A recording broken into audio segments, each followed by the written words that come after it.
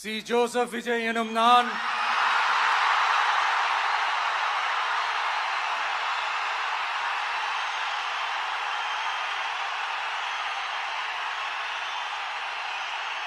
சட்டப்படி அமைக்கப்பெற்ற இந்திய அரசியல் அமைப்பின்பால் உண்மையான நம்பிக்கையும் மாறா பற்றும் கொண்டிருப்பேன் என்றும் இந்திய நாட்டின் ஒப்பில்லாத முழு முதல் ஆட்சியையும் ஒருமையையும் நிலை நிறுத்துவேன் என்றும் தமிழ்நாட்டு அரசின் முதலமைச்சராக உண்மையாகவும் உளச்சான்றின்படியும் என் கடமைகளை நிறைவேற்றுவேன் என்றும்